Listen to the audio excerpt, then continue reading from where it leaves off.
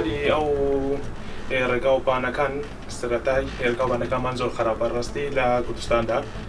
دومیش گەنجەکانەوە بەڕاستی ینی هیچ ترسوەکان نەماوە لای حکوومەتەوە، چکە بەڕاستی لێخوڕینیان زۆر خێرایە، ینی بەکەیفی خۆیان لێخوڕینیان یان زەربەکیوان لەسەر نییە لای حکوومەتەوە.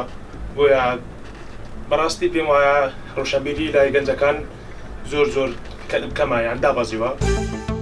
سەرەتا دەمەوێت ئەوە بڵێم شۆفێر کاتێک سارە لێ دەخۆڕێت دەوێت بزانێت سێ یاسا هەیە بۆ شۆفێریکردنی ئەویش ئەخلاق و زەوق و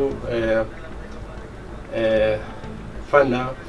ئەم سێ یاسای ئەگە پەیڕەو کردووە بزانم ڕووداوی هاتوچۆشی یعنی کەمتر دەبێت و کاتێک سارە لێ دەخۆڕێت بە ئەخلاق سارە باژە لێ بخۆڕێتن ئۆتۆمبیل لێ بخڕێتن، یعنی ئەمە زۆر باشە بزانم.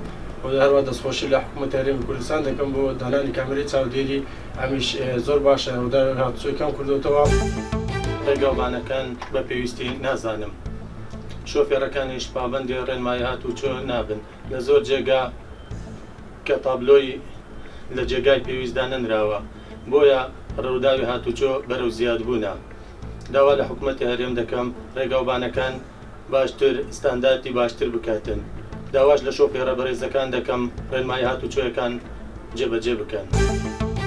هاوڵاتیان و شۆفێرانی برا بەڕێزەکان بەخۆیان بچنەوە، خێرا لێخوڕین کەم کەنەوە، پێویست ناکات هەر خۆت زەرمەندەبی و خەڵکیش زەرمەندەبێ و حکوومەت هیچ قسوورێکی نەکردووە لە سزادان لە کامیرەدانان، بەس زیاتر خەڵکەکە پابەند نابێ بەو یاسایانەوە.